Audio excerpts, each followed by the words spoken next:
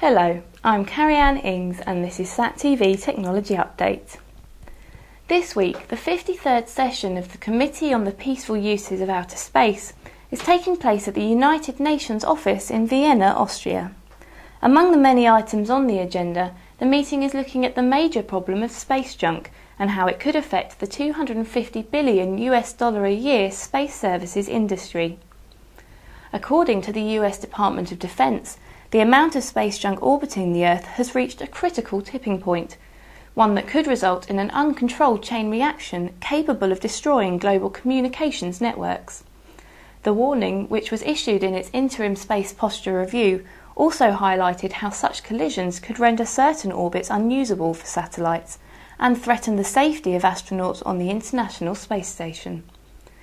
The UN Committee in Vienna will see a report from the Interagency Space Debris Coordination Committee, IADC, that states the currently available information on objects in outer space is insufficient to support either satellite conjunction assessments or predictions of risk associated with object re-entries to the degree required for responsible operational decisions.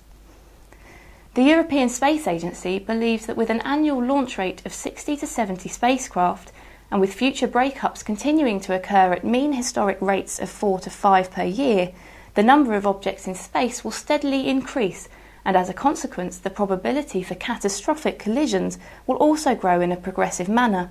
Doubling the number of objects will increase the collision risk approximately fourfold.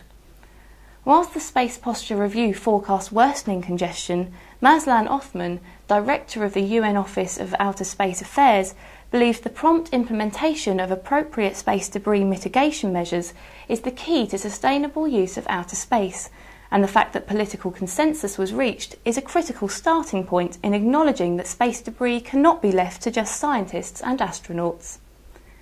The UN General Assembly in 2008 adopted a resolution covering voluntary guidelines on space debris mitigation measures for the planning, design, manufacture and operational phases of spacecraft and launch vehicles.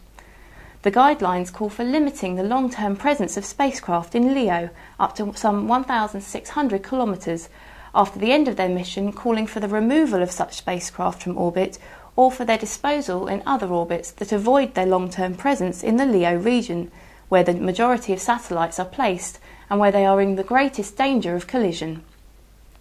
In the commercial sector, the Space Data Association is a not-for-profit international organisation formed in 2009 dedicated to safe and responsible satellite operations, including the prevention of collisions in space and improving satellite communications. Established by Inmarsat, Intelsat and SES, it is open to all satellite operators and other participants. It is developing an automated space situational awareness system designed to reduce the risks of on-orbit collisions and radio frequency interference.